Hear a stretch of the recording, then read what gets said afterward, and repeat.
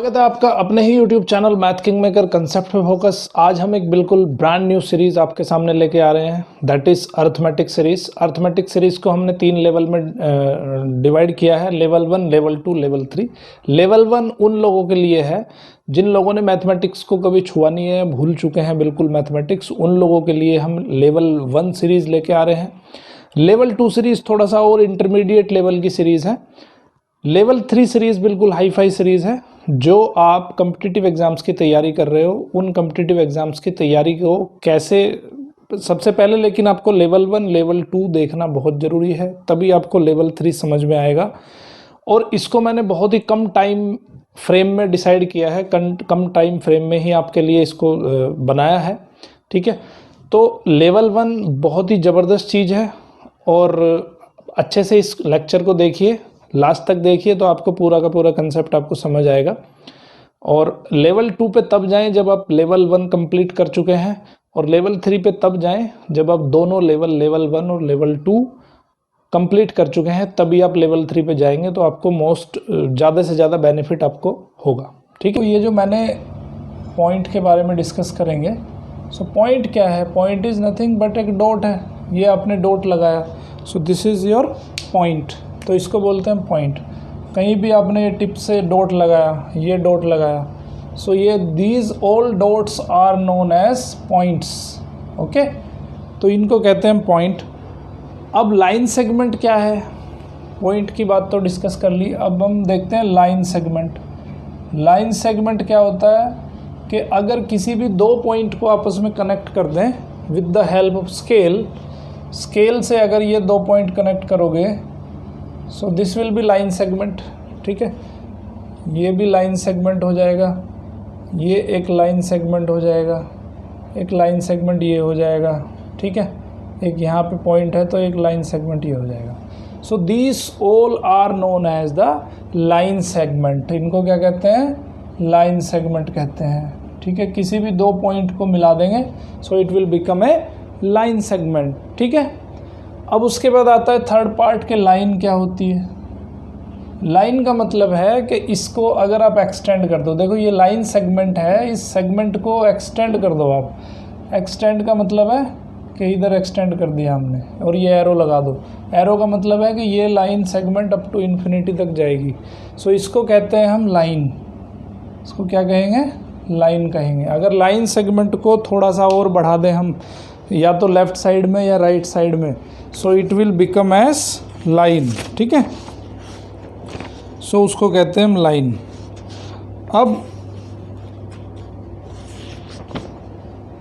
अब पढ़ेंगे हम इंटरसेक्टिंग लाइंस।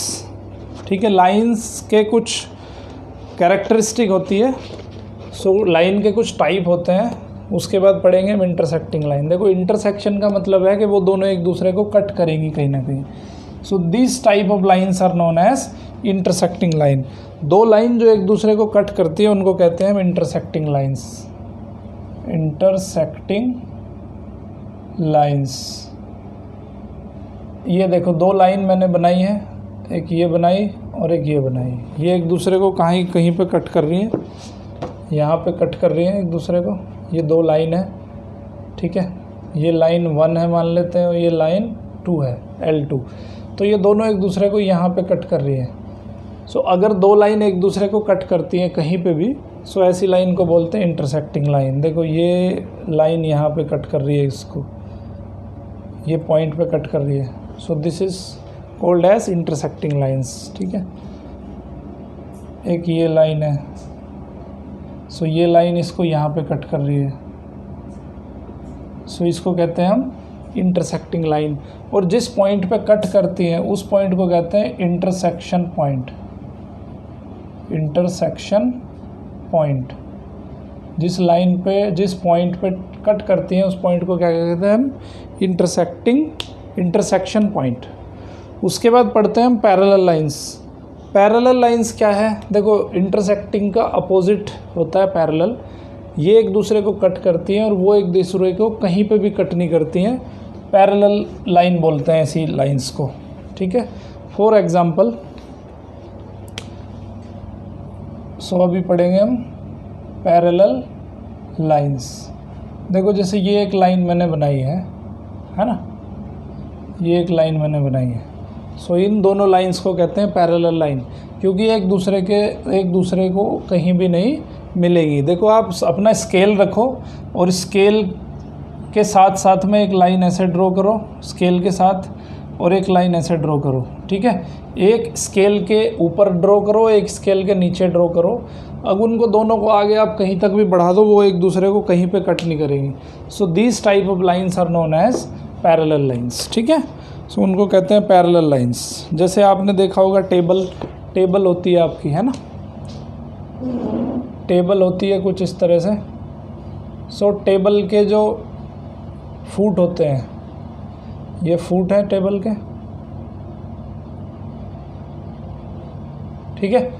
टेबल के फुट देखे हैं आपने। सो ये भी एक दूसरे को कहीं कट नहीं करते, तो इनको क्या कहेंगे हम, ये हैं पैरेलल लाइंस, ठीक है, पैरेलल लाइंस। सो इनको कहेंगे पैरेलल लाइंस। उसको सोल्व करते हैं और थोड़ा और इजी समझ में आ जाएगा। फिर ये क्वेश्चन है, इस तरह का एक फ्रेम है, ये कोई फ्रेम दिया हुआ है, ठीक है। इस फ्रेम के अंदर एक लाइन ये है, लाइन, एक लाइन ये है, एक लाइन ये है। इस पे कहीं पॉइंट है F, इस पे पॉइंट है ये E, और यहाँ कहीं पॉइंट है D, यहाँ कहीं पॉइंट है C, यहाँ पॉइंट है A, यहाँ पॉइंट है B, और यहाँ कहीं पॉइंट है O, ठीक है। So use the figure to name line containing point E। अब पहला जो क्वेश्चन है आपका वो है लाइन कंटेनिंग पॉइंट E। ऐसी लाइन आपको बतानी है जिस लाइन के अंदर पॉइंट E हो, ठीक है। मैं क्वेश्चन लिख रहा हूँ और मेरे बच्चे इतने स्मार्ट हैं कि ये मेरे क्वेश्चन लिखते लिखते आंसर लिख देंगे बाद में, ठीक है। सो इस क्वेश्चन को पॉज करो, इस वीडियो को पॉज करो और देखो, अपने आप क्वेश्चन ट्राई करो, और उसके बाद फिर जब आप क्वेश्चन कर लेते हो तो उसके बाद में फिर ये वीडियो आप प्ले करो और देखो आपने सही किया है कि गलत किया है, ठीक है। सो यहाँ पे बताना है आपको लाइन कंटेनिंग पॉइंट ई जो पॉइंट है वो किस किस लाइन में आ रहा है। उसके बाद line passing through A, line passing through A, ठीक है। उसके बाद बताना है C point, line on which O lies, line on which O lies, और डी पार्ट में बताना है two pairs of intersecting lines, two pairs of intersecting lines, ठीक है। ओके, अभी line containing point E point के ई जो point है वो कौन कौन सी लाइन के अंदर है। देखो एक तो ये वाली लाइन है ई है अवेलेबल, ठीक है। सो एक तो लाइन हो गई आपकी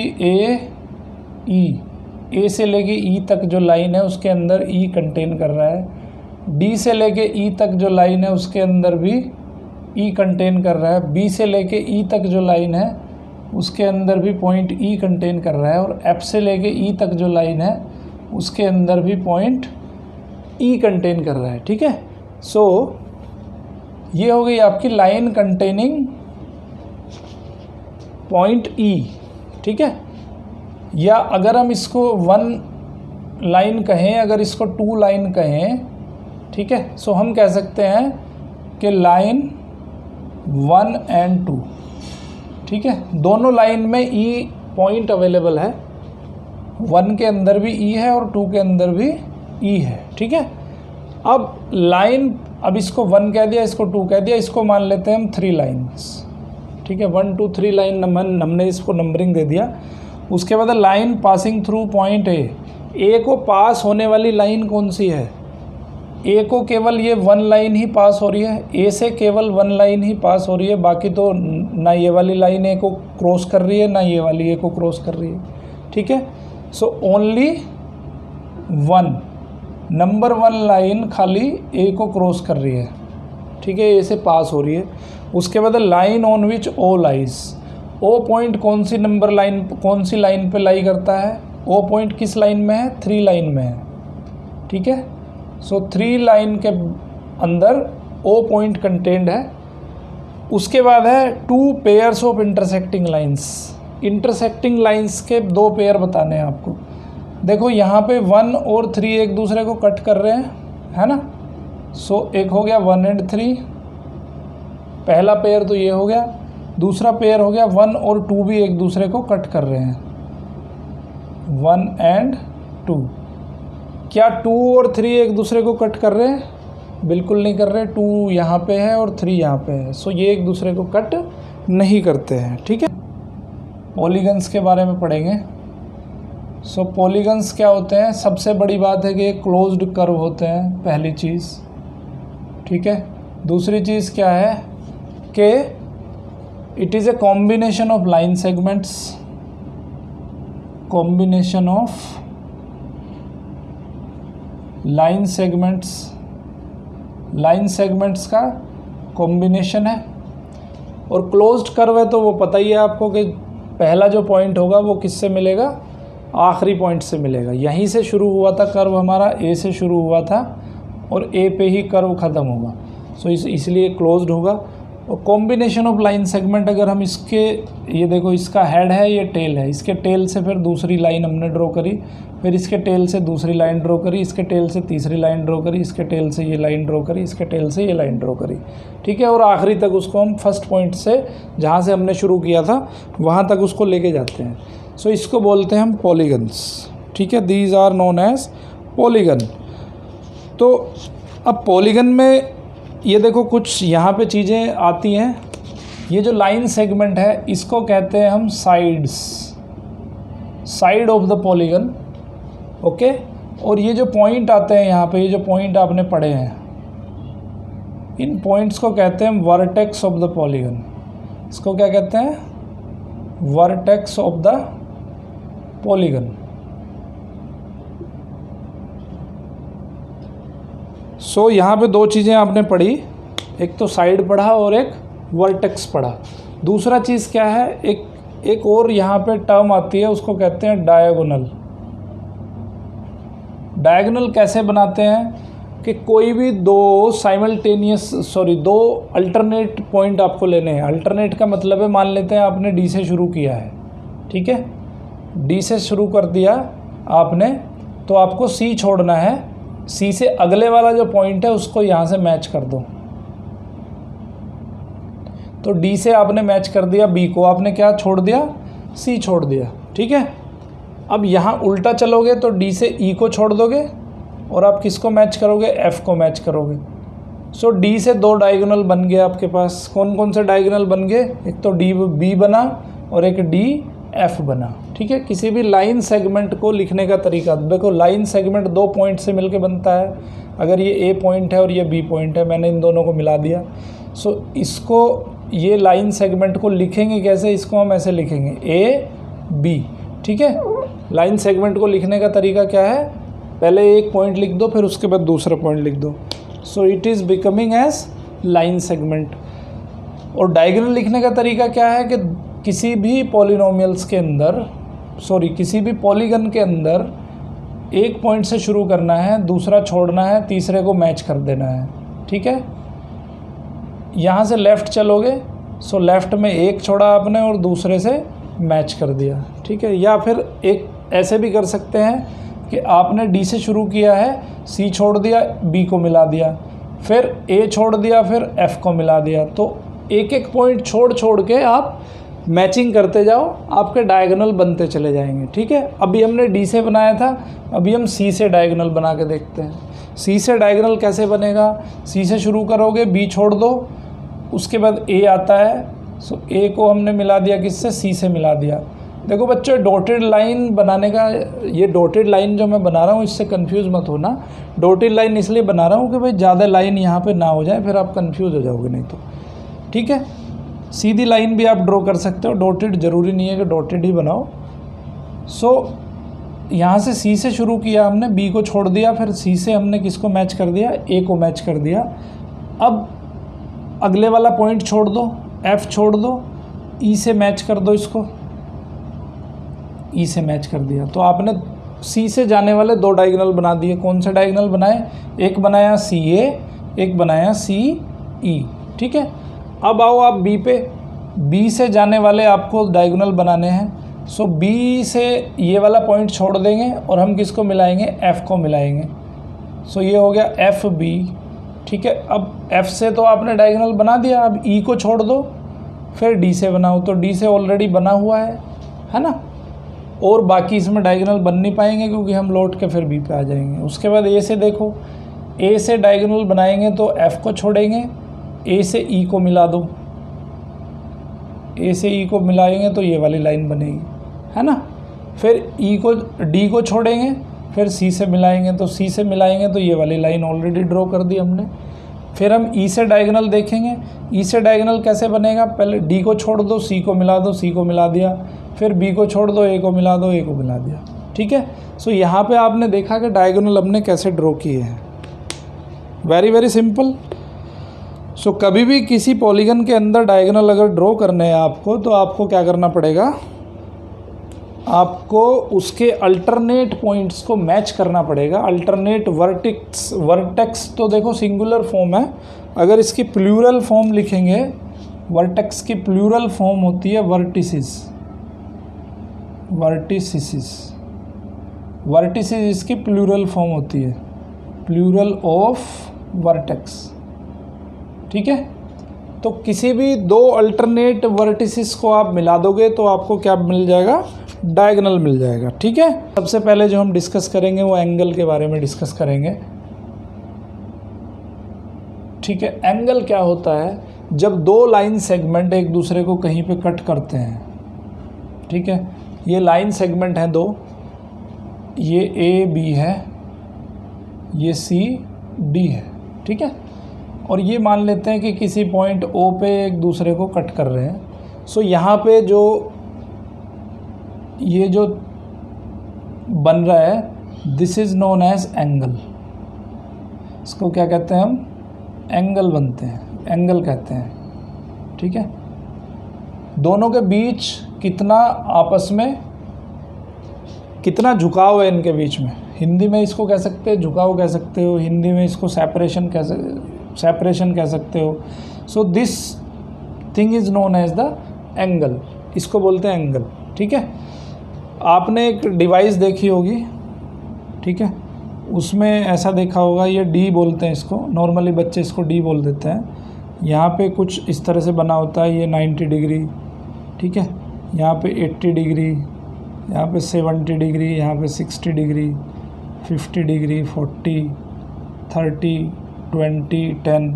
ठीक है, इसी तरह से यहाँ पे बना होता है 100 हो जाएगा ये, तो यहाँ तक देखोगे आप 180 डिग्री तक होता है। ओके, सो ये क्या है, एंगल मेजरमेंट के लिए इंस्ट्रूमेंट्स है।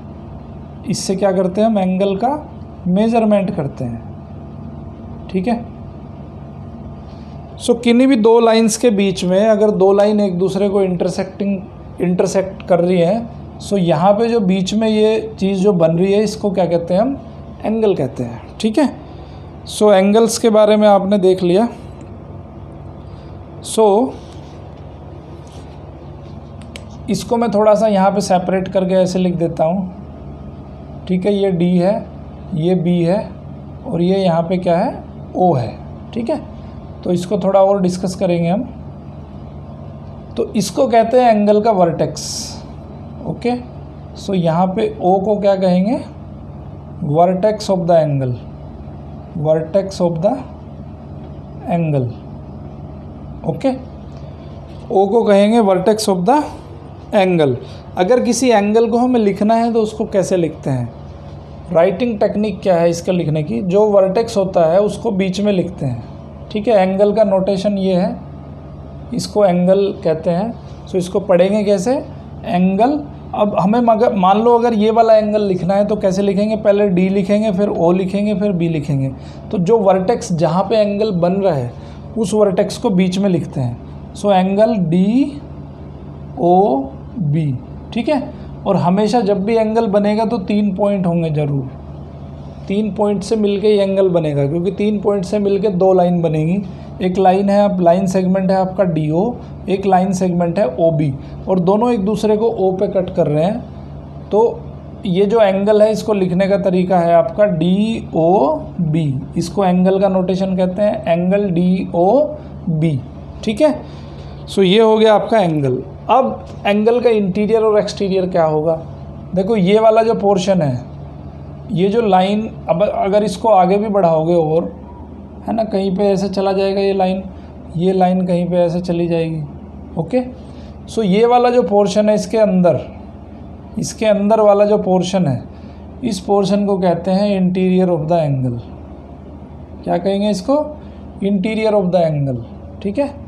ये जो पोर्शन है, this portion is known as interior of the angle, ठीक है। और इसके बाहर वाला जो पोर्शन है, ये बाहर, इसके बाहर जितना भी पोर्शन है उसको कहेंगे हम exterior of the angle, exterior of the angle. समझ गए एंगल का मतलब क्या होता है। तो मैं 5 क्वेश्चन दे रहा हूँ, आपको क्या करना है, एंगल्स के नाम लिखने हैं, ठीक है। Right the name of the following angle.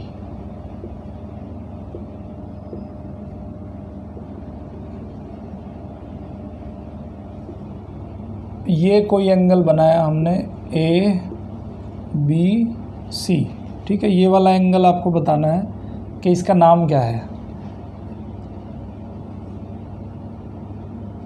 A C B, ये वाला एंगल बताना है कौन सा है, पी क्यू आर, ये वाला एंगल बताना है, पी क्यू आर, ये वाला एंगल बताना है आपको, ठीक है। और एक और लिख लो एग्जांपल,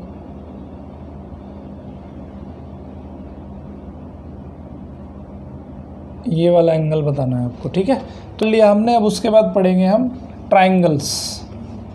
देखो, जब ट्रायंगल का मतलब क्या है, ट्राई मतलब 3 और एंगल्स तो मतलब एंगल, जहाँ पे 3 एंगल एक साथ आ रहे हो, सो ऐसी शेप को हम क्या कहते हैं, ट्रायंगल कहते हैं। जैसे ये हमने एक ट्रायंगल बना दिया ए बी सी। अब देखो यहाँ पे क्या है, पहली चीज़ है कि ये सिंपल कर्व है, पहली चीज़ ये सिंपल है। दूसरी चीज़ क्या है कि ये क्लोज्ड कर्व है, ठीक है। सो हम यहाँ पढ़ने वाले सिर्फ यही हैं कि सिंपल कर्व और क्लोज्ड कर्व के बारे में पढ़ेंगे। सो कितने टाइप के सिंपल कर्व, क्लोज्ड कर्व होते हैं वो थोड़ा सा यहाँ पे डिस्कस कर रहे हैं हम, ओके। तो ये ट्रायंगल है आपका, इस ट्रायंगल में कितने एंगल हैं, देखो एक ये ए सी लाइन है और एक ए बी लाइन है, दोनों ये वाला एंगल बना रही है। एक बी सी लाइन है और एक ए बी लाइन है, ये एंगल ये बना रही है। एक आपका बी सी लाइन है, एक सी ए लाइन है, तो ये एंगल ये बना रही है, ठीक है। सो इसको बोलते हैं ट्रायंगल। और ये साइड, इसको बोलेंगे इसका साइड, ठीक है। तो आपको मैंने बताया था पॉलीगन जब पढ़ाए थे, तो पॉलीगन में क्या बताया था, ये साइड होती है, ठीक है। जितने भी लाइन सेगमेंट होते हैं किसी भी क्लोज कर्व में, सो इसको कहते हैं उसका साइड। तो साइड कौन कौन सी हो गई यहाँ पे, साइड हो गई पहली ए बी हो गई, ए बी एक साइड हो गई, बी सी एक साइड हो गई, और एक साइड हो गई सी ए, ठीक है। तो यहाँ पे ट्रायंगल की कितनी साइड होती हैं, 3 साइड होती हैं। ट्रायंगल में एंगल्स कितने होते हैं, एंगल भी 3 होंगे। एक एंगल होगा A B C, angle A B C. एक एंगल होगा B C A, angle B C A. एक एंगल होगा सी ए बी, ठीक है। तो ऐसी शेप जिसमें 3 एंगल होते हैं और 3 साइड होती हैं, तो उस क्लोज्ड शेप को कहते हैं हम, क्लोज्ड कर्व को कहते हैं हम ट्रायंगल। शेप जिसमें सिंपल है, क्लोज्ड है और 4 साइड हैं, 4 ट्रायंगल हैं। सो ऐसी शेप को कहते हैं हम क्वाड्रिलेटरल। ओके, क्वाड्रिलेटरल के अंदर क्या होगा, 4 होंगी साइड्स और 4 होंगे एंगल्स। ठीक है, जैसे ये एक बना दो आप, इसमें क्या है, साइड कौन कौन सी हो जाएंगी आपकी, साइड्स हो जाएंगी, एक तो ए बी हो जाएगी, एक बी सी हो जाएगी, एक सी डी हो जाएगी, एक डी ए हो जाएगी। एंगल बताओ बच्चों फटाफट कौन कौन से होंगे। एंगल होगा एक तो ये वाला एंगल, ये वाला एंगल, ये वाला एंगल, ये वाला एंगल। अब इसे लिखेंगे कैसे, इस एंगल को कैसे लिखेंगे, ए को बी ए डी एंगल होगा एक, बी ए डी। एक एंगल क्या होगा, ए लिख दिया हमने, ए डी सी होगा, एंगल ए डी सी। अब एंगल सी को लिखेंगे तो डी सी बी हो जाएगा, एंगल डी सी बी हो गया। अब बी को लिखेंगे तो कैसे लिखेंगे, या तो ए बी सी लिख दो या सी बी ए लिख दो, बात एक ही है, एंगल ए बी सी। ठीक है, या इसको लिख सकते हैं एंगल सी बी ए। ठीक है, जो जिस पॉइंट पे वर्टेक्स को हमें बीच में लिखना है, बस ये ध्यान रखना है, जहाँ पे एंगल फॉर्म हो रहा है उसको बीच में लिखना है। ठीक है, सो इस तरह की जो शेप है हमारी, जिसमें 4 एंगल होती हैं, 4 साइड होती हैं, सो उसको कहते हैं हम क्वाड्रिलेटरल्स। ठीक है, अब क्वाड्रिलेटरल्स के अंदर में कुछ डेफिनेशंस आती हैं। क्वाड्रिलेटरल में क्या है, देखो ये जो आमने सामने की जो साइड होती है, ये इसके सामने की साइड ये है और इसके सामने की साइड ये है। ठीक है, तो दोनों इस साइड को, यानी कि इसमें क्या है, अपोजिट, इन जो आमने सामने की साइड है उसको क्या कहते हैं, अपोजिट साइड्स। सो अपोजिट साइड्स कौन कौन सी, यहाँ पे एक ए बी के अपोजिट क्या है, सी डी है। ठीक है, A B and C D, और सी डी के अपोजिट साइड ए बी है, ए बी के अपोजिट सी डी है, सी डी के अपोजिट ए बी है। दूसरा पेयर कौन सा है, एक है डी ए डी और बी सी, तो एक है A D and B C. बच्चों देखो यहाँ पे ये भी कुछ बच्चों को कन्फ्यूजन हो सकता है कि क्या हम ए डी को ए डी लिख सकते हैं, डी ए नहीं लिख सकते हैं। बिल्कुल लिख सकते हो, ए डी और डी ए दोनों का मतलब एक ही है। ठीक है, समझ गए बात। सो ए डी भी लिख सकते हो आप, डी ए भी लिख सकते हो, मेजरमेंट क्योंकि दोनों का सेम है, तो इनको कहते हैं हम अपोजिट साइड्स। ठीक है, अपोजिट साइड के बाद आती है एडजेसेंट साइड्स, और सिमिलर फैशन में अपोजिट एंगल भी हो जाएंगे। ठीक है, अपोजिट एंगल जो सामने वाले एंगल होंगे उनको बोल देंगे हम अपोजिट एंगल्स। तो जल्दी बताओ कौन से किसके अपोजिट एंगल्स होंगे। अपोजिट एंगल्स कौन कौन से हैं, एक तो ए एंगल है सी के opposite, so angle D A C D A B and angle B C D B C D. तो यहाँ पे ए और सी एक दूसरे के अपोजिट है। उसी तरह से बी एंगल डी एंगल के अपोजिट है, सो लिखोगे angle C B A and angle A D C.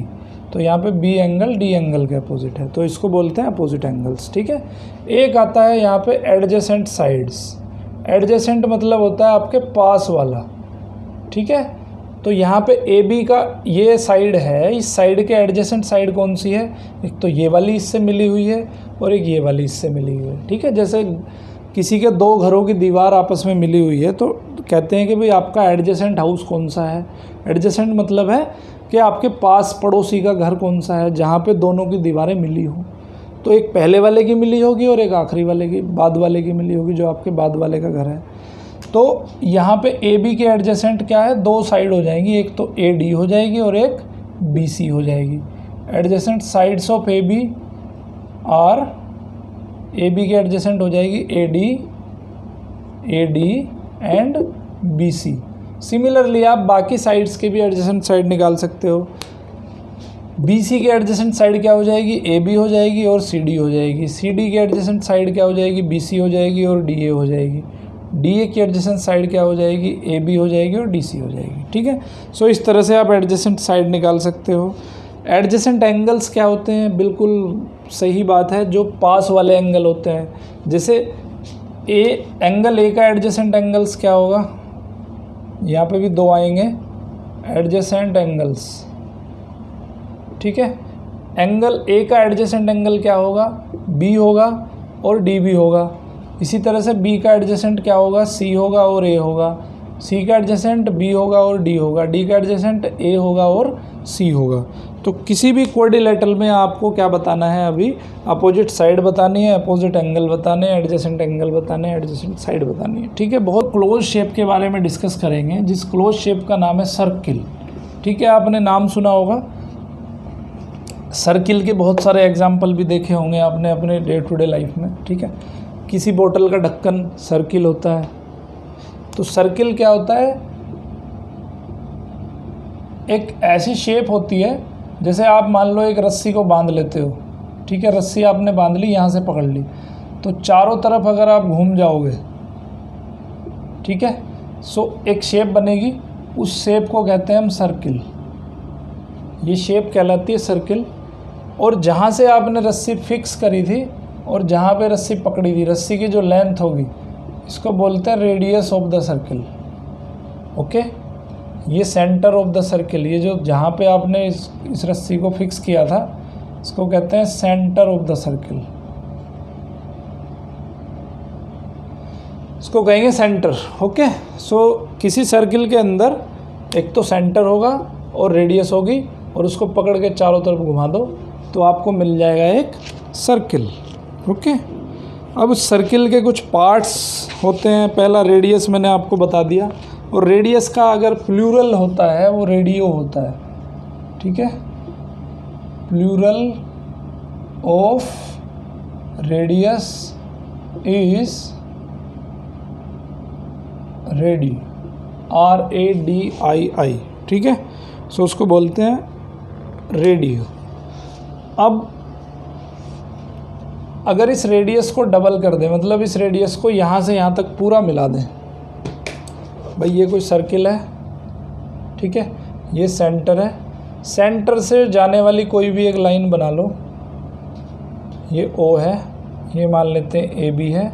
तो सेंटर से जाने वाली जितनी भी लाइन है, ठीक है, और जो सर्किल को दोनों तरफ कट करेगी, इस लाइन को क्या कहते हैं हम, डायमीटर ऑफ द सर्किल कहते हैं, डायमीटर ऑफ द सर्किल कहते हैं। और आप एक चीज़ और देखो, ये जो OA और OB दोनों इक्वल होंगे, यहाँ पे OA इज इक्वल टू होगा OB, OA is equal to OB। तो OA is equal to OB क्या है, रेडियस है ये सर्किल की, है ना। तो डायमीटर कितना हो जाएगा, रेडियस का डबल हो जाएगा, है ना।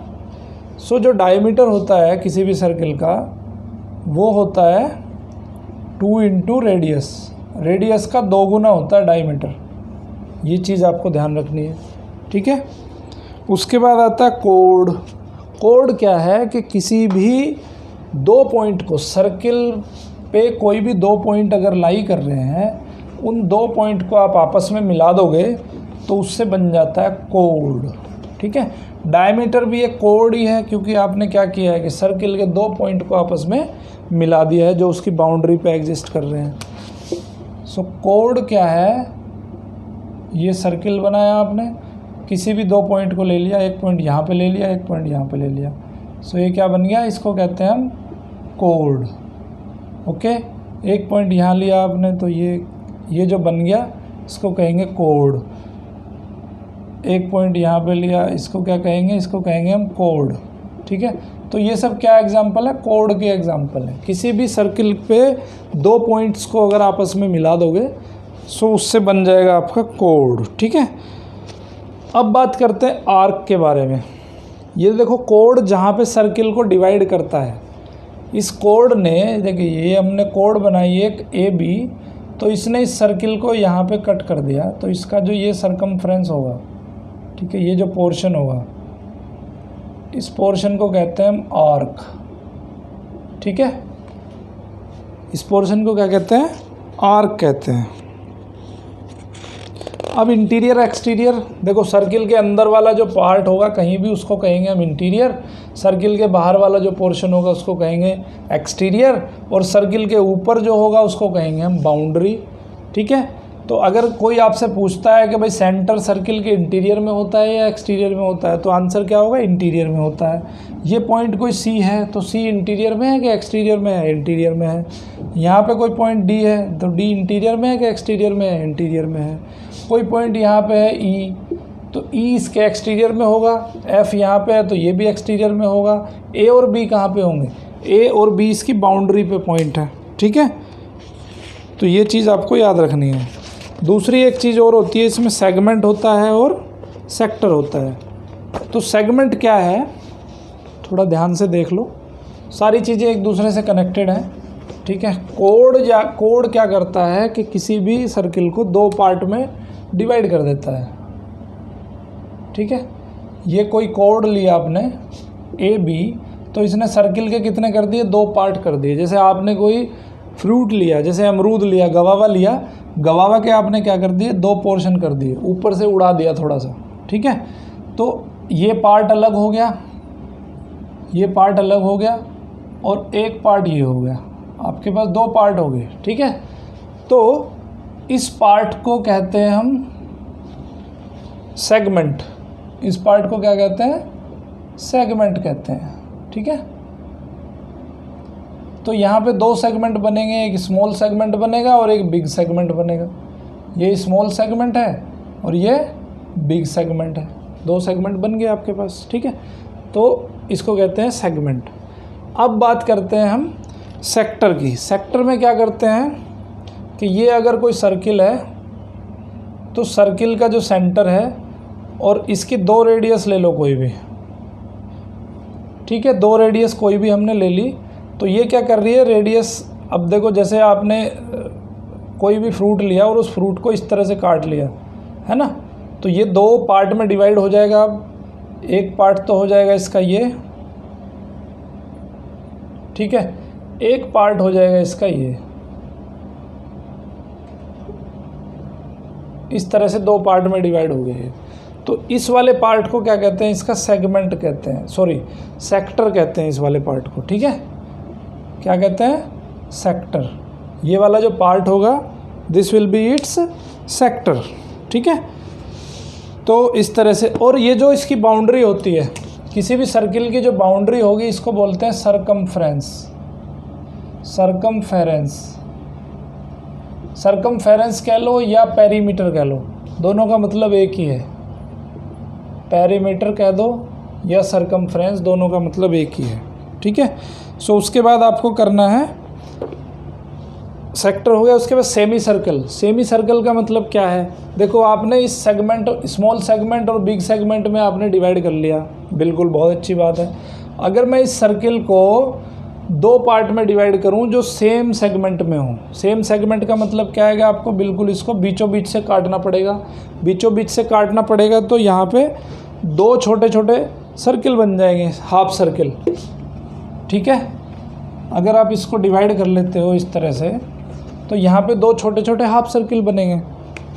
पहला ये बन गया और दूसरा ये बन गया, ठीक है।